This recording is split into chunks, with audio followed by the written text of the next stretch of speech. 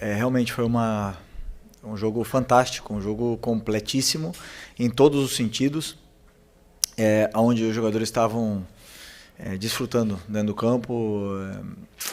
Foi uma vitória onde começou o jogo e fomos muito efetivos, e isso obviamente que nocauteou o adversário.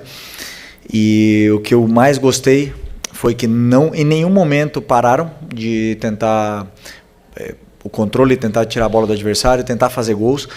Em nenhum momento meus jogadores faltaram respeito com firulas, ninguém virou a cara, ninguém provocou nem nada, simplesmente olharam para o gol. E isso é o que mais me deixa orgulhoso sobre o jogo de hoje. Jogadores determinantes estão num grande momento, uma grande fase, e temos que aproveitar esse momento. Agora, pelo que me falaram ali, a maior vitória, né, da história do pontos corridos, então me deixa com motivo de muito orgulho. E o que demonstra foi que depois da grande vitória e do grande os jogadores fizeram não um esforço físico, fizeram um esforço mental para sair do nível de euforia de ter eliminado o Inter lá em Porto Alegre, na casa deles, e fazer o jogo que fizemos. E esse esforço mental faz com que o time entrasse dessa forma, concentrado dentro do campo. Isso prova com que os jogadores, eles querem muito ser campeões, querem muito estar brigando até o final. E esse é o caminho. Felipe, boa noite. Natália Brasil, Damas do Esporte. Como a colega falou, hoje a gente tem muito pouco para falar, um jogo praticamente perfeito, parabéns pela vitória. Mas eu queria saber de você de uma situação pontual que aconteceu extracampo, que foi a mudança do calendário, né, com o campeonato já correndo. Então, o Flamengo já se posicionou oficialmente, mas eu queria ouvir de você como você analisa essa mudança do calendário. Eu só discordo que você falou que temos pouco para falar. Eu acho que vocês têm muito para falar sobre o jogo de hoje. Não só quando vai mal que vocês têm muito para falar, né? É quando... Não, obrigado. O clube já se posicionou, e eu prefiro não opinar sobre o assunto, e o clube e a diretoria já se posicionaram sobre o assunto.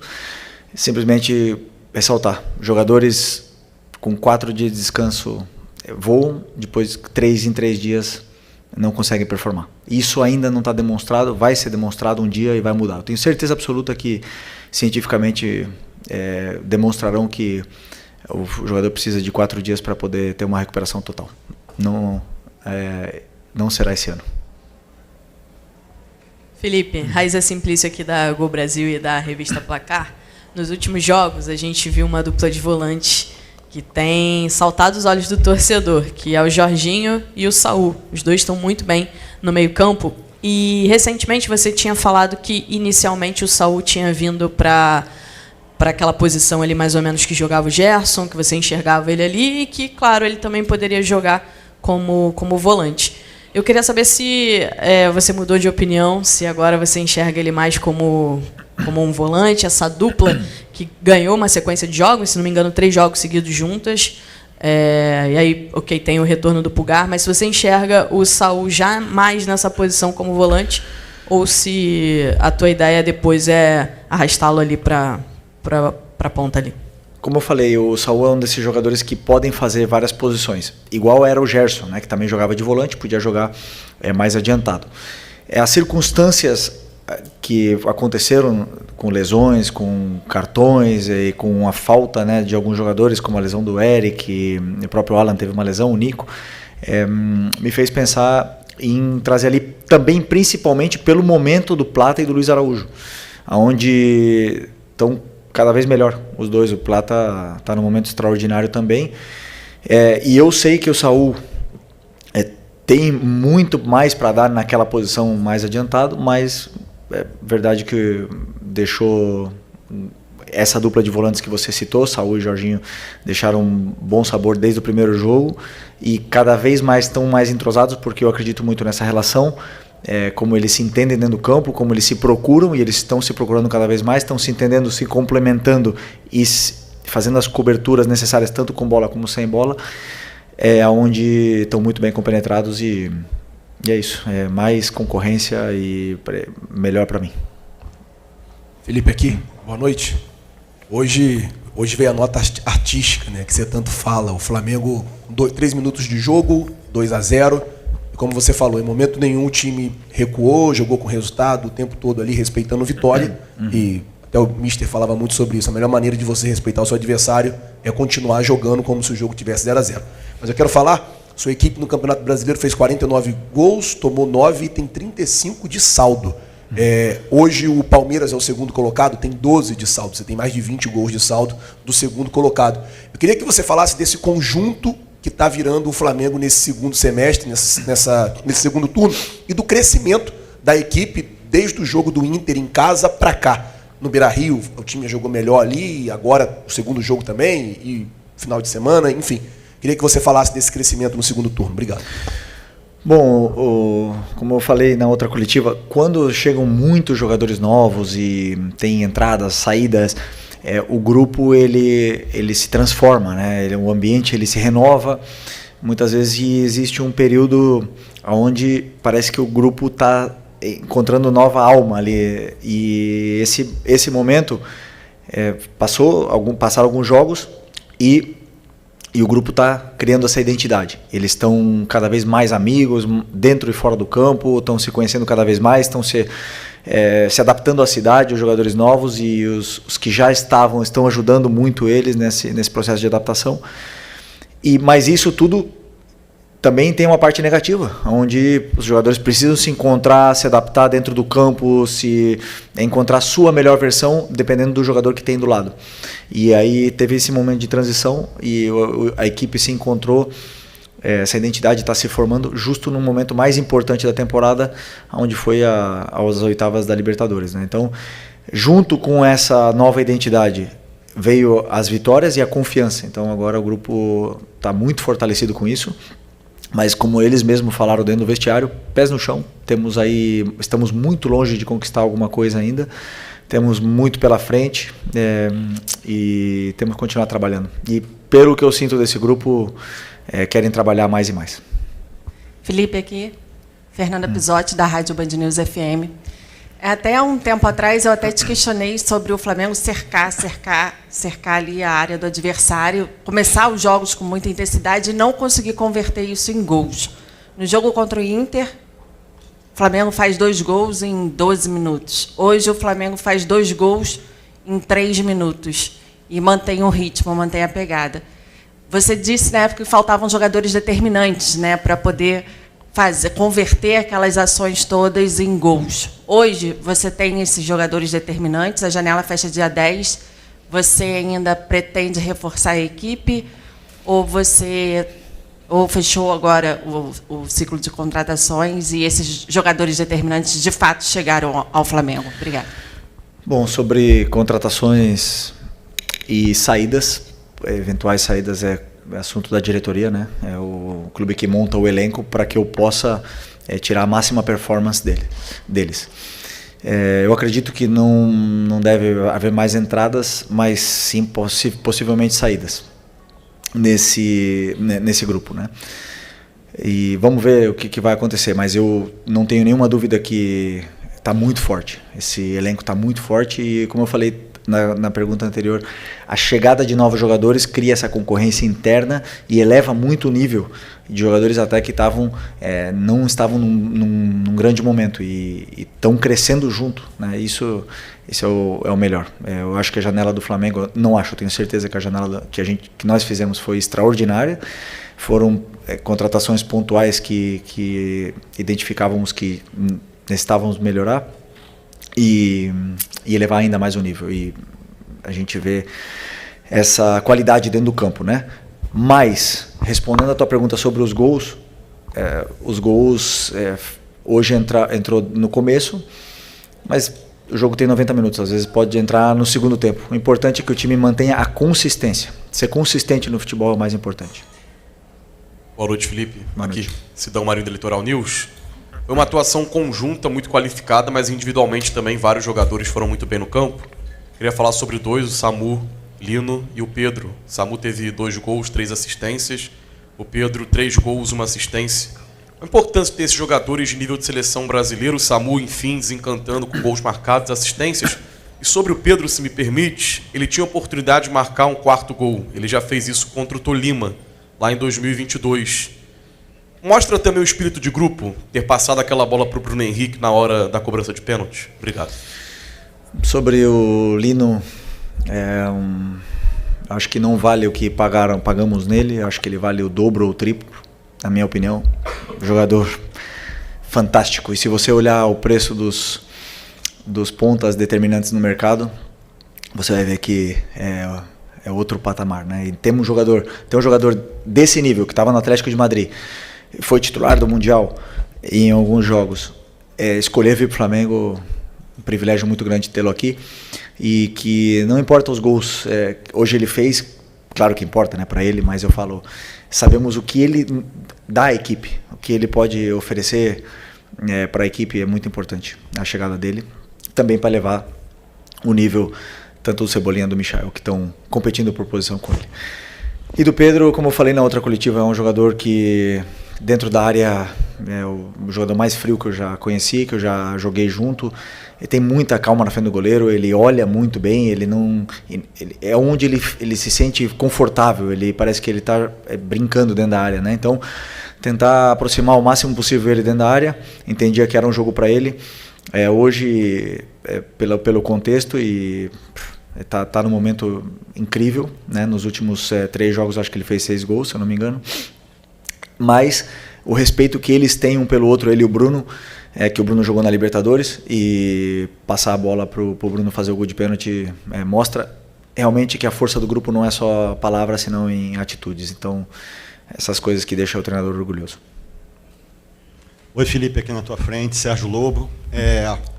Parabéns a você por ser um comandante de uma equipe que hoje fez história aqui no Maracanã. Porque eram 22 anos, né, que foi 2003, que o recorde de gols no Campeonato de Pontos Corridos estava lá, que era o jogo do Goiás 7-0 no Juventude.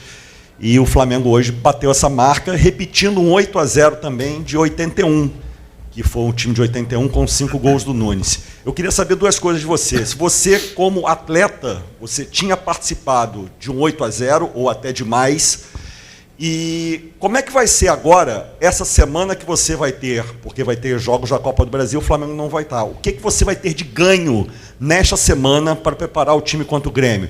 Afinamento, jogada ensaiada, bola parada, qual vai ser o teu ganho com essa semana, digamos, livre para o jogo de domingo aqui na parte da tarde?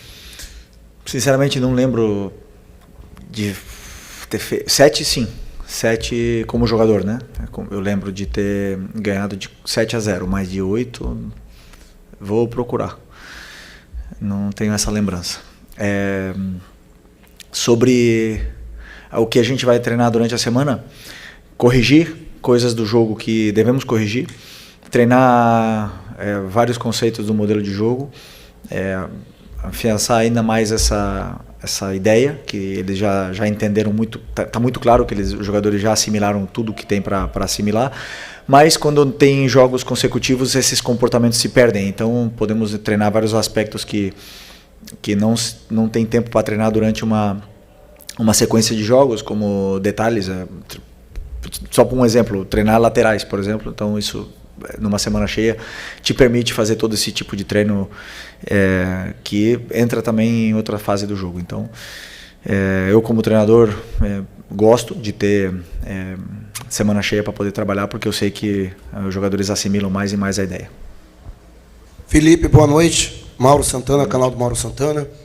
Analisar somente essa goleada seria injusto, até porque é a 6ª vitória consecutiva do Flamengo, juntando Copa do Brasil, Brasileirão e Libertadores.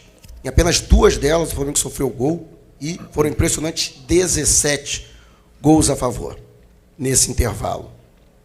O que, no seu entendimento, ainda falta para chegar ao seu ideal nesse time, pelo que ele vem apresentando nessas últimas partidas, e se você observa uma crescente no time, um encaixe nesse time, principalmente com esses jogadores que chegaram, você já elogiou, e que vem também aumentando de produção à medida que vão ganhando entrosamento e ritmo. Bom, eu acho que falta recuperar o Eric Pulgar, né, que está machucado, que falta um mês para ele voltar. O jogador, como eu já falei para vocês em outras vezes, é um pilar dessa equipe, um jogador muito importante. Como como líder silencioso desse grupo e vai elevar ainda mais o nível do que está sendo apresentado. Mas o jogo de hoje, com certeza, existiram alguns erros que podem ser corrigidos, tanto na defesa como em ataque.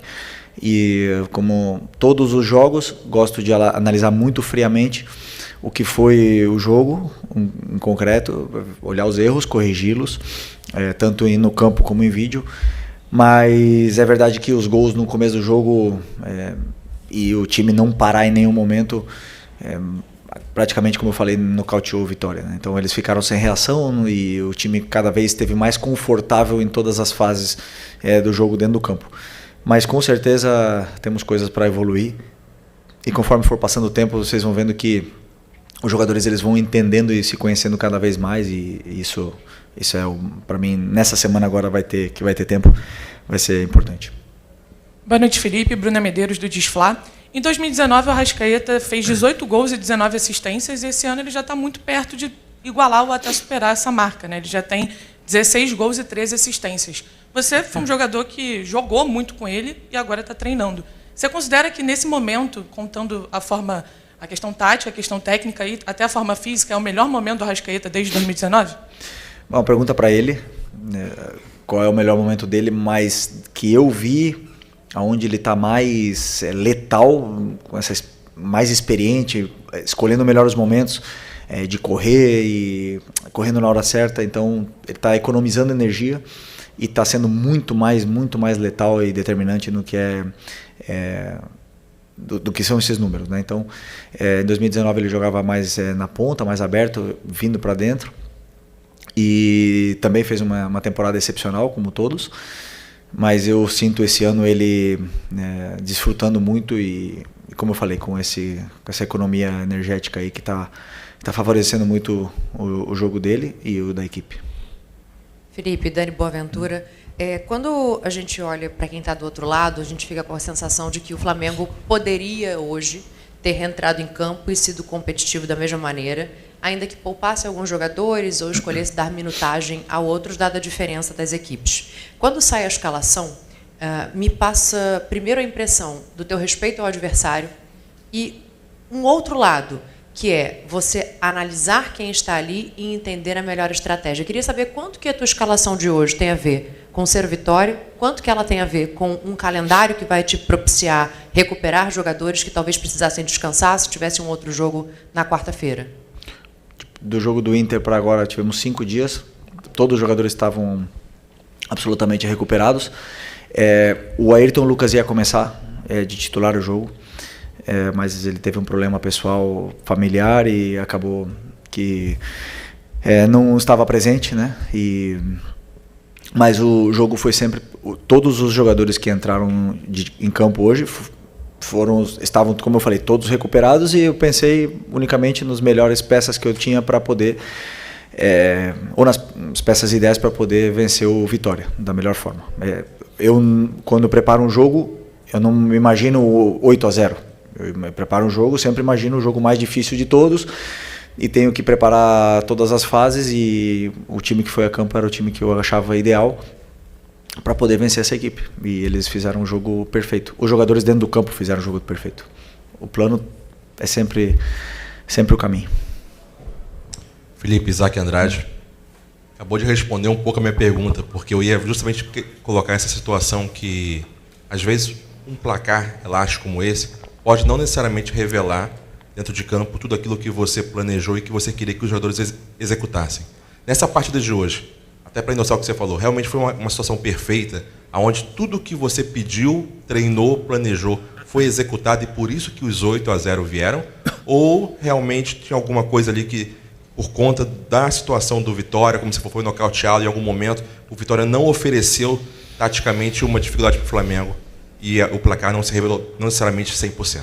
Um conjunto de tudo. Os jogadores com um nível de concentração altíssimo numa segunda-feira à noite, o Maracanã lotado fazendo festa, um gol cedo, jogadores motivados, com excesso de confiança, um adversário onde tem os dois laterais machucados, laterais direitos, ou machucados sem estar disponível, não se encontrou no jogo. Então um conjunto dessas coisas levou que fosse essa goleada histórica, né? E principalmente isso, os atacantes nossos inspirados num dia maravilhoso. E, como eu repito, o resultado é muito bom, é lindo. Eu sei que agora é uma chuva de elogios. Uma semana atrás nosso time estava muito mal depois do Mundial. Isso não me engana. Eu nunca vou me deixar enganar pelo que é o placar final. Eu sempre me levo pelo que eu estou vendo dentro do campo. Então eu sei que hoje, por mais que tenha sido um jogo com nota artística, existem alguns detalhes que podem ser corrigidos. E eu me guio por aí. Felipe Luiz, muito boa noite. Gil, Superando Gigantes Esportes, parabéns pela excelente, fantástica vitória. No sábado, o Flamengo Sub-20 jogou e o Bruno Pivetti comentou de você na coletiva. Eu observei que você estava no camarote assistindo a partida e lembrei que existem lá 11 remanescentes do último título que você conquistou com eles contra Olympiacos. Obrigado, Olympiacos.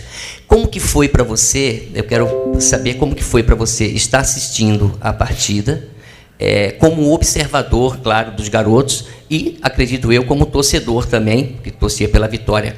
Que emoção foi para você? Porque foi um jogo bastante intenso e de bastante emoção. Teve gente que, se cuidasse bem, poderia até infartar. E se você falou com o Bruno Pivetti depois desse jogo, e o que falou, ou se não falou, o que você falaria para ele? Pô, eu esqueci, eu ia abrir a coletiva falando parabéns para o nosso Sub-20, para o Bruno Pivetti, para os jogadores, para toda a comissão, na verdade, toda a diretoria da base, por esse excelente título muito especial, e também relembrar que o gol do Lohan, o primeiro, foi no momento que a torcida estava cantando para os meninos do Ninho. E para mim não é coincidência. Eu ia começar falando isso e esqueci, que bom que você me perguntou isso.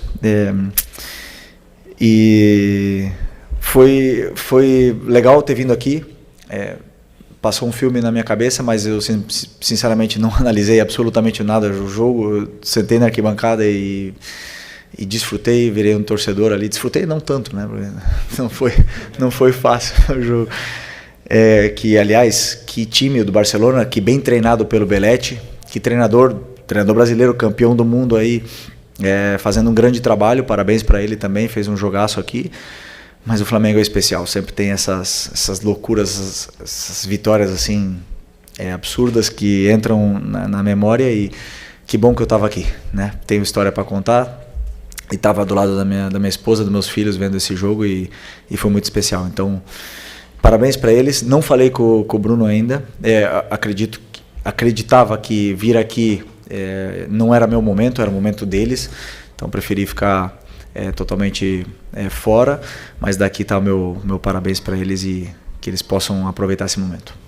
Felipe, boa noite. Boa noite. A gente não tem como deixar de falar, né, dessa situação do Pedro. Uma grande partida do Pedro, um gol com elástico, alegria. A gente percebe a alegria dele de jogar, é imparável. A gente até brincou, parece o Ibra brasileiro. A gente estava brincando ali, conversando lá em cima.